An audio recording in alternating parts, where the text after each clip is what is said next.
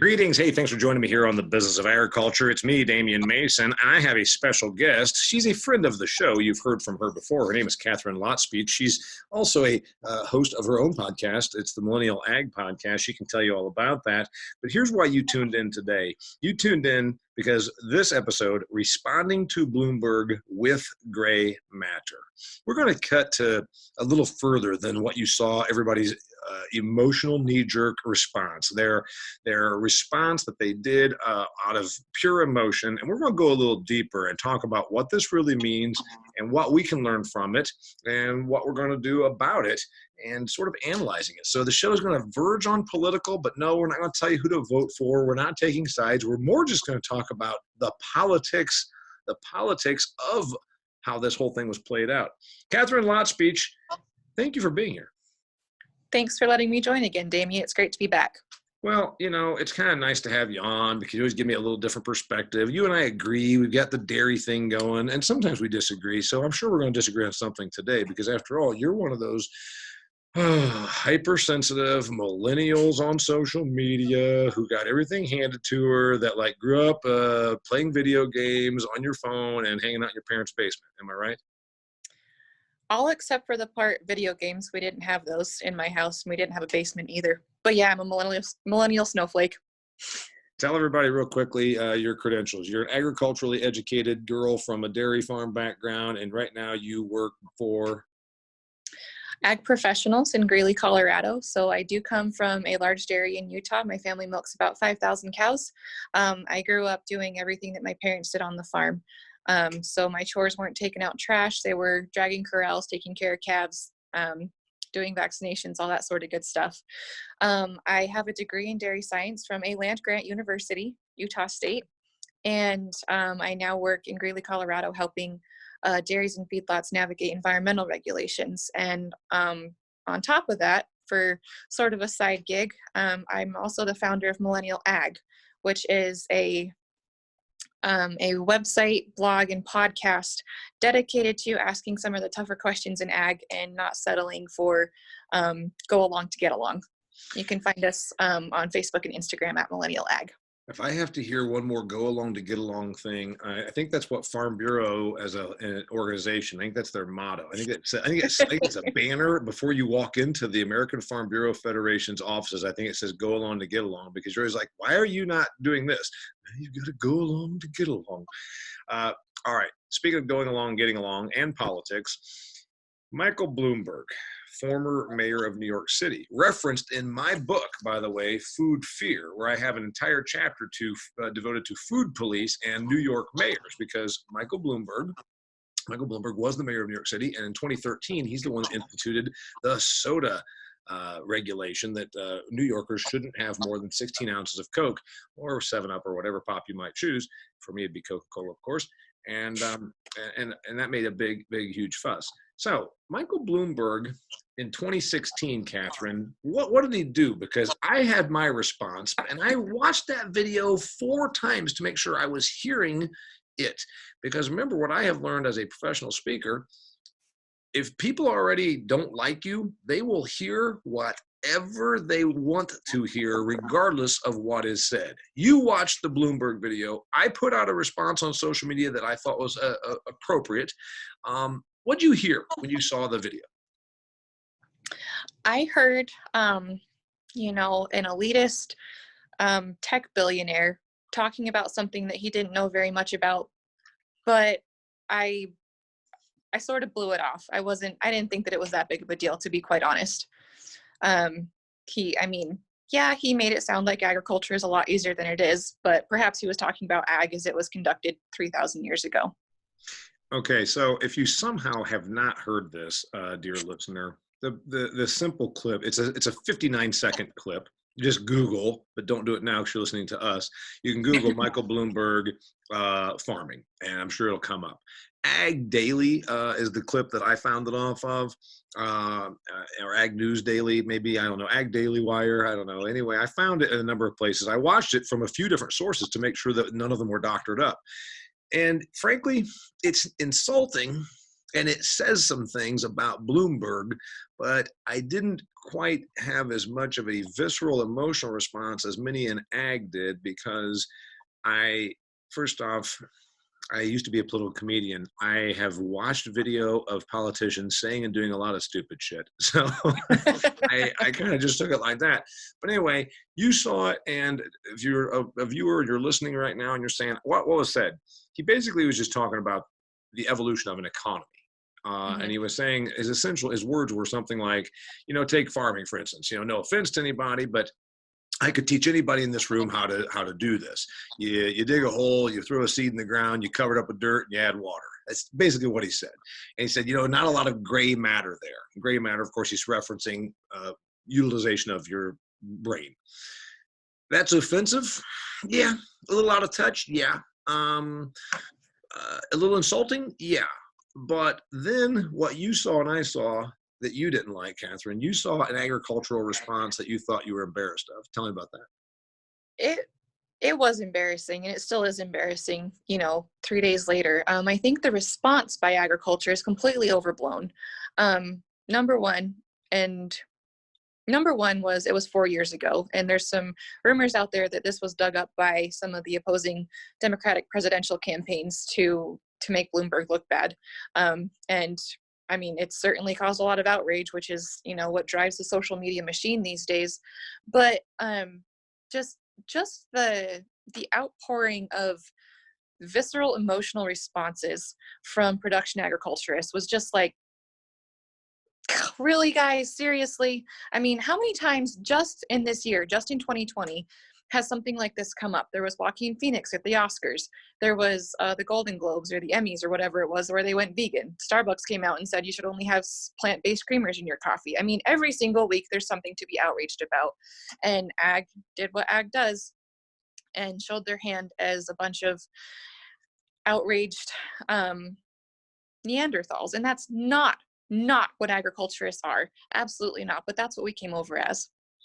Yeah, and I always add commentary on all of these, and I always try to take it to a little different level. And about the Michael Bloomberg thing, because he also talked about industrialization and said, you got a job, let's say, putting something on a lathe. I call it a lathe. He called it a lathe. But that's okay. And he says you put this thing in the tool, and as long as you get it spinning the right direction of the arrow, you've got a job. And then he went on to say, but those skills aren't valuable anymore. We used to have 98% of us worked in farming. Now it's less than 2%. So his numbers were close to accurate. As a former factory worker, because my wife and I both were factory workers and farmer, I said, okay, he's actually got kind of a point here in that because of amazing amounts of innovation and technological application, we're not still doing things. The factory I worked in is closed. That's tragic because a whole bunch of factory workers are no longer employed. But this is where I think he was a bit out of touch, because imagine that, a New Yorker that's worth $62 billion is out of touch. When he talked about, we don't have those skills, you don't have to have a lot of gray matter, which was fairly insulting. But and that's what a lot of ag people took, that you're saying we're stupid. But he does have a point in that economies evolve. These jobs, you and I both know that we've replaced manual labor in many cases with technology. We get that. But it was more that he was saying that we don't even need this. And my response on social media, Katharine, was I said, hey, as a former factory worker and farmer, let me just give you some scoop here. I went to a land grant university, as you did, and we know that those institutions were created for they were created to advance the mechanical and agricultural arts, as the actual wording of the law based on the Morrill Act. What we've talked about is industrialization and agriculture are the foundation of our great country that allowed us to produce 25% of the global economy with just 4.3% of the global population. That was my response. That basically you're diminishing this, Michael Bloomberg, instead of recognizing it for what it is. It's the reason we can have technology. It's the reason we can have Google or Amazon or Apple is because someone's growing the apples. That's why we can have apples, because we can apply this great technology. So I think that's where he more demonstrated his out of touchedness. You. Um, at the risk of, being agreeable, I agree. The reason that we have the society that we do today is because a very small number of people can produce food for the people who have talents that lie elsewhere or are able to innovate in other industries. So the banker doesn't have to worry about what's going to be on the table when he gets home. He knows that there's going to be food there, and he's free to do his banking business as he sees fit. So I think out of touch as a billionaire is a good summary of that. Yeah, I think that maybe the real reaction, and it's where I want to talk about, because I said we're going to call this responding to Bloomberg with gray matter. It bothered both you and I that there was what I would call the dumbed down response, which is what drives a lot of media and social media. I saw the thing, I bet you old Bloomberg can't plant corn. He ain't going, and I'm like, wait a minute, Bloomberg couldn't plant corn. And I'm like, well, you know what? He probably could. I mean, he probably could figure this out. Let's be realistic here. He couldn't deliver a calf, probably. He's never done that, whereas you and I have. But to the people that are all, well, Bloomberg couldn't do this. I'm like, well, you couldn't start a $62 billion media empire either. So let's just realize that we have our strengths and many of our aptitudes are that's what we do for a living. I didn't like that response as much as I just tried to take it to, let's not be so diminishing of these things like industrialization, agriculture. And actually, this is where the biggie is when he says, but now we've moved into a thinking economy. And I hear that a lot. Again, that's almost then saying that production doesn't matter. Well, we still need it. We still need televisions, computers, cars, things that are spun out on a lathe, and we certainly need food. So that's where I think the problem was moving forward, is that he was essentially devaluing the stuff that we still do need. Your thoughts? Yes, I mean, the very basis of an economy is that people buy stuff. You have to buy stuff, whether it's food, whether it's TVs or lathes, Right. because those get bought and sold too. You know, economies are very much dependent on people buying and selling things. I think that's the literal definition of economy. I think that agriculture, by their reaction, maybe played to Bloomberg just a little bit by showing a lack of gray matter in the way that they reacted. If you'll forgive the pun, because they responded in an emotional way. And while you and I have talked about how emotions are the way to connect with consumers or to connect with other people, in this instance, it was the wrong use of emotion, and in my opinion, would serve to drive consumers who maybe need to hear our message away. Because that Michael Bloomberg doesn't care what farmers have to say about him, about what he had to say about farmers. He doesn't care. It doesn't matter. Because we're a drop in the bucket, and as far as the voting population goes. And if anything, we're driving his name on social media algorithms. He's coming up more and more because of this. Yeah. So, and you're right. It's kind of like when all the ag people decided all the corn growers said they were going to stop drinking Bud Light over the corn syrup thing. I'm like, well, first off, why are you drinking that crap to begin with? It's the Pepsi of beer. It sucks. Secondly, being very realistic and honest here about that, if every farmer stopped drinking Bud Light, okay, first off, how many of them already are drinking Bud Light, and how many of them are there? So you got a couple 100,000 corn growers, and then half of them don't drink Bud Light anyhow, and the other half, you're talking about such a small segment. Bloomberg's going to not probably get some of the farmer vote. The bigger picture here is, as a person that's such a capitalist, it's worth $62 billion, from his economic standpoint, you'd think you would kind of be saying, the great thing is we value all this. We know that it evolves. And I know he was probably taken out of context. Our industry has evolved. I point out some of the things that actually are not too far off of what he's saying. We're going to have half the number of farmers 10 years from now just because we don't need them. It's not some conspiracy. It's not because we're trying to kill off the family farm. It's just because we don't need as many people, just like we already have less people doing it than we did 40 years ago. So, right. That's going to happen. It would be maybe a better, more long-term vision for Mr. Bloomberg if he just said, okay, while this economy is evolving, here's where we're going. And this is my biggest problem as a former factory worker. when he says you don't have a lot of gray matter, okay, yeah, you could stand on the assembly line and put a tire on a car going by, let's say, without having to be capable of doing, mathematical equations. However, work has dignity. And what I think is the more troubling thing is a person like Bloomberg doesn't give enough value to the work that these people do. And there are some people that are never going to be smart enough to go out and create the next the next Amazon. And so what do those people do? And that's a question that I've always wondered. What are we expecting those people to do, Mr. Bloomberg? Are they, oh, it's a thinking economy, you got gray matter. Okay. Through no fault of their own, this person's just smart enough to really be a good assembly line worker, but not smart enough to create the next Tesla. You know? Right. And I would argue the point that the vast majority of us are not going to create the next Tesla. I mean, we sit on a spectrum of capabilities, intelligence and capabilities in the human race. And I mean, I'm not going to build the next Amazon, and I don't think you are either. No, I'm not even sure. You know what happens if you build the next Amazon? Then you're fooling around with some hot Latino woman, and then her brother gets naked pictures of you, and then the whole world sees your naked pictures. I'm not sure that's something I want. Certainly not something I want, fooling around with a hot Latina lady, not on my list of things to do. So anyway, back to it. No, I mean, the vast majority of us are not going to create the next Amazon or Tesla. There is dignity in work. And I also think that, we've been taught in school and high school and college in America that you have to be the best, you have to be the leader, you have to be at the very top every single time. But at some point, you need followers too. You have all leaders and nobody to lead, then you end up in trouble.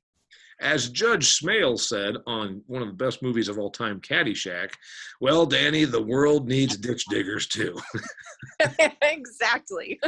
All right. The other part that honestly, this is kind of a thing that I wanted to point out to my ag people. What bothers me more than Bloomberg's slightly insulting statement is that he is an autocrat. He has the old thing about give a little man a little power, and he is a little man, by the way. He's diminutively small. Which diminutive is small, but anyway, he's a small fella. He wanted to ration the amount of soda pop you can have. What does that tell you? I mean, you've got 8.5 million people in New York City limits that he's supposed to be mayoring.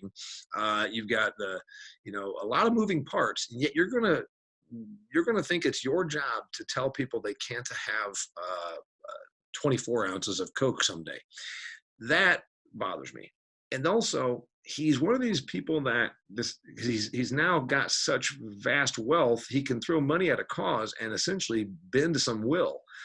I worry more about what Michael Bloomberg will be as a president than what he says here. Because if you already are somewhat insulting or dismissive or even diminishing of things like the land-grant university, upbringing that you and I have, industrialization and food production are very valuable. What if he also is such a out-of-touch person that as president, he decides it's important for him to ration or to determine food choice, since he tried to do that as mayor? That's what I'm more worried about. What would bother you about Bloomberg as president? I think the idea that you can regulate your way into health or wealth or whatever is a very, very dangerous mindset to have. I'm not affiliated with any particular political party because I don't like being told what to do, especially not by old white men. But I think that kind of a mindset is a recipe for a road straight to disaster. And your point about him having so much money that he can sort of bend will, he's using all of his own money to fund his campaign right now. I don't know if he's accepting any money from donors or if he's getting donations from anybody who's interested in having him as president. But the fact that you could also almost buy your way into the presidency, or at least into a serious candidacy, is scary to me. Yeah, I mean, just throw the numbers here. So if he's worth 60 billion, which is one of the articles said 63, one of them said 56, let's call it 60 billion. When you have billion here, a billion there, pretty soon you're talking real money. If you've got 60 billion laying around and you just took the interest off of investments, you surely, God, can figure out a way to make 5% off your money, right? Okay, Right. so that's $3 billion a year. If he spends $3 billion this year to try and get elected, there's never been, I don't know if you added up all the campaigns of the last 20 years added together that would amount to that. So will it actually get votes? Well, it certainly has already done so. I mean, he's in the number 2 slot in a lot of the polls, if you believe that. Again, we're talking a little bit about politics, and I'm going to take it to the next level because you have some political points as well. I've seen politicians and wannabe politicians that have scared me before. And again, I can handle the out of touch. I can handle the insult. I responded in what I thought was a more gray matter demonstrating way, just saying, let's not diminish these two things. A person that wants to control your consumption of soda pop as president scares me in that they're also going to then come up with the idea we shouldn't be eating meat, because he is a bit of on the environmentalist side. He is a bit on he certainly, his big things are human nutrition and obesity issues, and what he thinks are the remedies. And it's by him being a very heavy-handed ruler. Take away soda pop, for instance. Right. And of course, he's big on being anti-gun. A guy like this as president, what if he says, well, the problem with agriculture is, and whatever that thing might be, because he doesn't know, he might just say, here's what we need to do, and then come up with some pretty outlandish, proposals. That's what I would be concerned about. Yes, I share those same concerns too. It's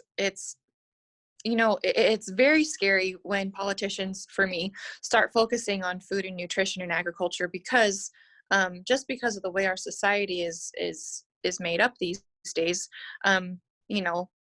Most people are 3, 4, even 5 generations removed from the farm now, and don't understand how the industry works, all the intricacies and the nuances that really do go on in our industry. Mm-hmm. So again, I mean, going back to the idea that you can legislate or regulate your way into whatever your goal is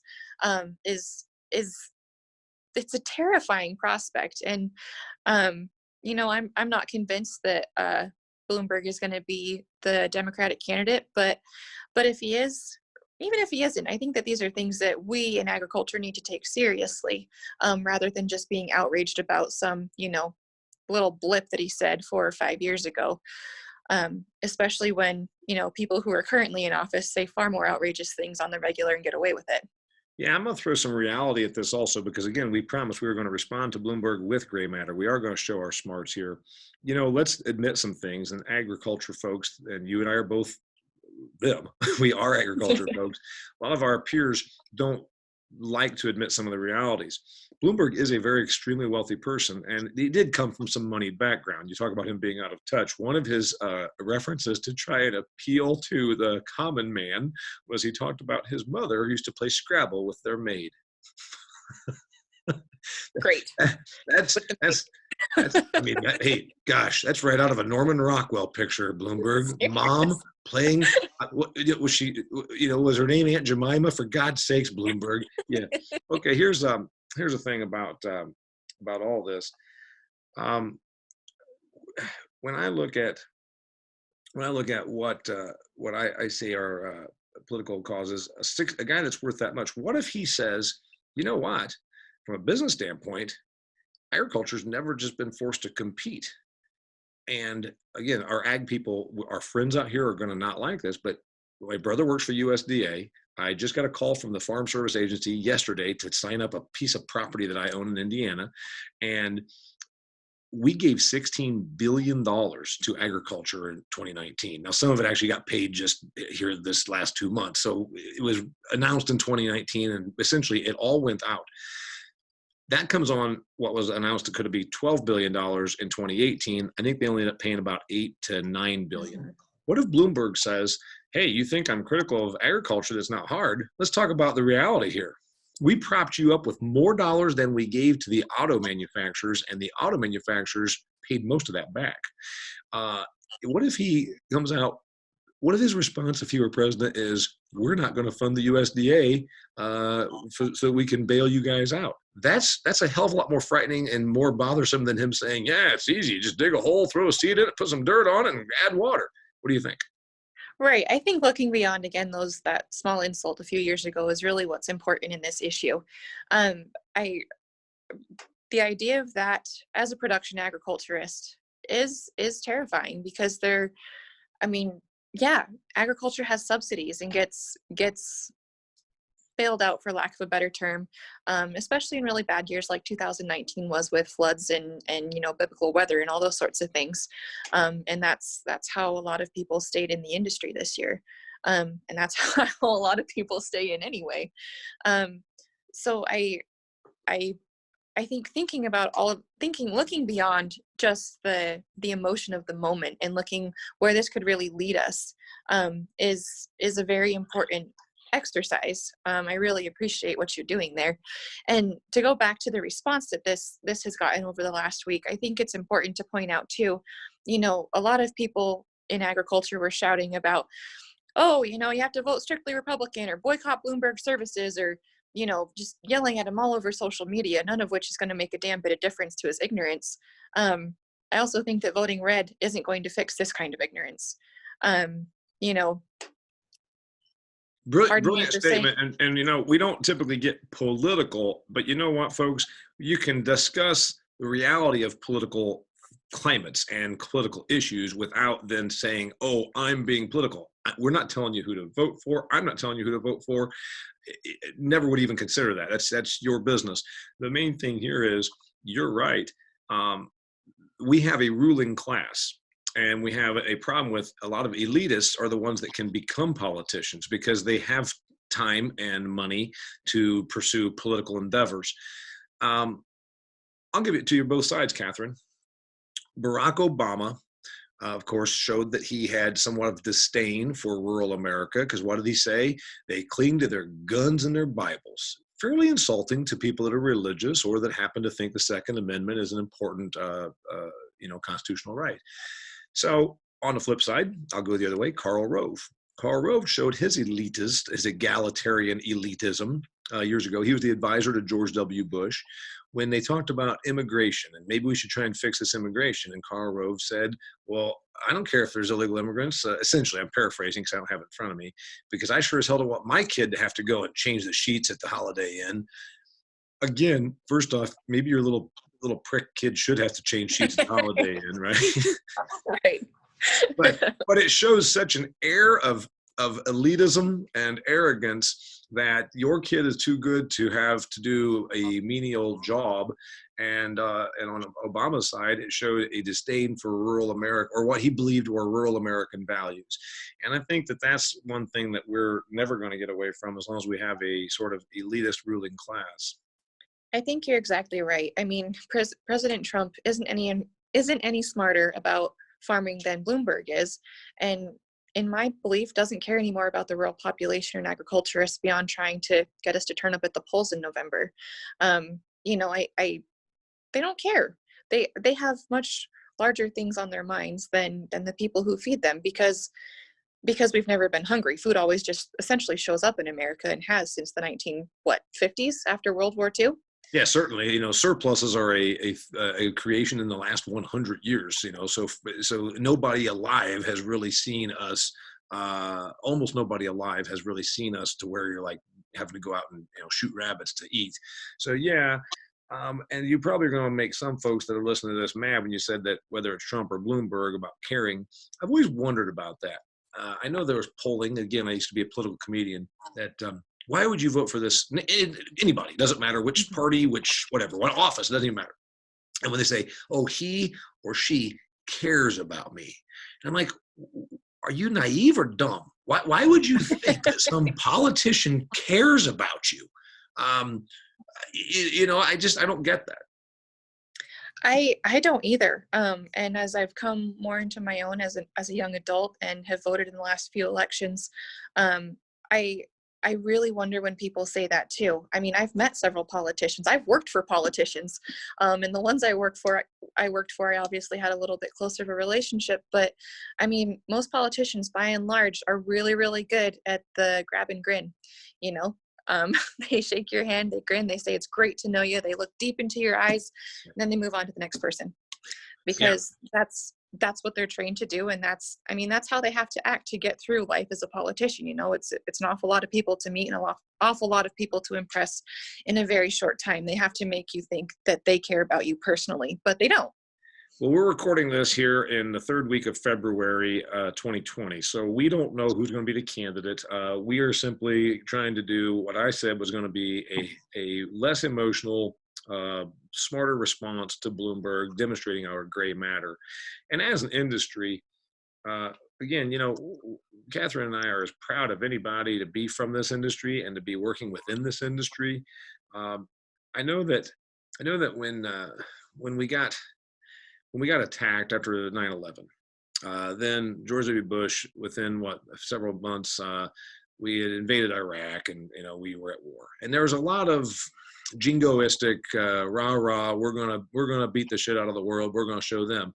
And you know, again, I know that that's an emotional reaction, and it's not uncommon. And I like Toby Keith music as much as anybody, probably more so about American boy, American girl. You know, I like that. But the reality is, the people that blew up the World Trade Center were dead.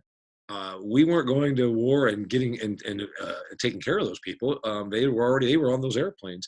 So you do always have these things where you try to balance the emotion and the reaction to what is happening at the political or global level. And that's where I think that we got to look at this Bloomberg thing and say, I can handle that you sort of diminished our industry. But for God's sakes, if you're going to be the president, I need you to at least understand that it's the foundation of our economy. It's the reason that we can have such a thriving tech industry is because nobody's worrying about food. I guess that's what I would, if you gave me 3 minutes with Bloomberg, that would be my statement. Fair enough. I can appreciate that. And I if I gave you 3 minutes, if I gave you 90 seconds, you're meeting Bloomberg. He's already looked you deep in the eye, which would be difficult. You have to stand on a bushel basket to do that because he's about probably 4 inches shorter than you. So if he looks in your eyes and does the grab and grin, you've got now 1 minute. What are you going to tell Bloomberg? I think that I would tell him that just what we've been talking about here today, Damian, that the reason that we have the society that we do in America is because of the foundation that agriculture and industrialization has laid for the rest of America to grow. And to not forget about that foundation. If you start chinking away at those foundations, the temple's going to fall. Your house crumbles. Yeah, that's dead on. Your house crumbles. Okay, and you still got 20 more seconds. You gonna tell me anything else? Are you gonna say, and keep your hands off my soda pop, you little bastard? Are you gonna do that? I think I might tell him to keep it off my milk and my meat first. I don't drink a whole lot of soda, but I get where you're coming from. I'm on my third Coca-Cola today, which is 36 ounces, which would be more than double what he says I'm allowed to have. So I don't know, man. Good thing you don't live in New York City. For lots of reasons. Okay, her name's Katharine Lotspeich. If you want to connect with her, it's what, @the_Klots is your Twitter handle. Tell them about Instagram. You and I are both doing more and more on Instagram. Where do they find you over there? At @the_Klots, KLOTS, and also Millennial Ag. And you can find Millennial Ag on Facebook as well. Good and also don't forget www.millennialag.com. And she's such a millennial. All right. Her name's Katharine. My name's Damian Mason. Thank you for joining us. Thanks for being here, by the way, Katharine. Thank you, Damian. It's a pleasure as always. All right. Till next time, it's the business of agriculture.